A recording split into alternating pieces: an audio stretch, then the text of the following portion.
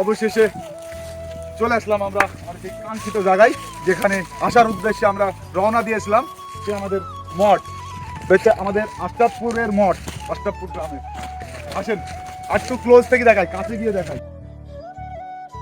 এটি আমাদের আশরাফপুরে একটি ঐতিহাসিক জায়গা।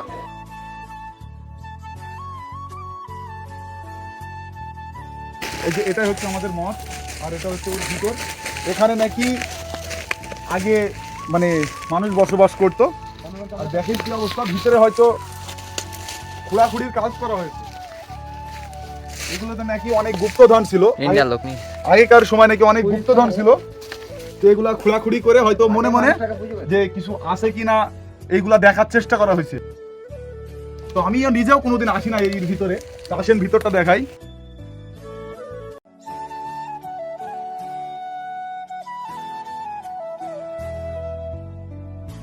দেখেন মঠটা কত সুন্দর।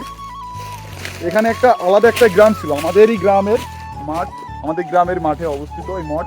আর এই গ্রামটির নাম নাকি ছিল ভবের আনন্দপুর। এই গ্রামটির নাম ছিল ভবের আনন্দপুর।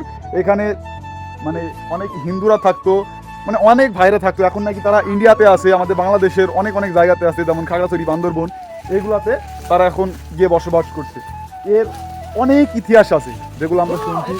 উপরে নাকি এই যে একটা গাছ আছে, এই গাছে নাকি একটা ইয়ে ছিল, তারা, গাছের সোজা করে মাঝখানে একটা তারা ছিল। যে আগে তো ঘড়ি ছিল না, কোনো কাটা ছিল না, এইটা দেখে সময় নির্ধারিত করা হতো যে ওই তারাটা যে জায়গা যেয়ে পৌঁছাবে, ওই ছায়াটা পুরো উপর ডিপেন্ড করে আপনার ইয়ে করা হইতো, যে কয়টা বাজে এইটা দেখা হইতো। দেখেন কত সুন্দর এই জায়গাটা। কে কে চিনেন? এটা আমাদেরই গ্রাম, আশরাফপুর গ্রাম। সাইডে ভবানন্দপুর আর পাশে হচ্ছে ইসলামপুর। এই যে মঠ,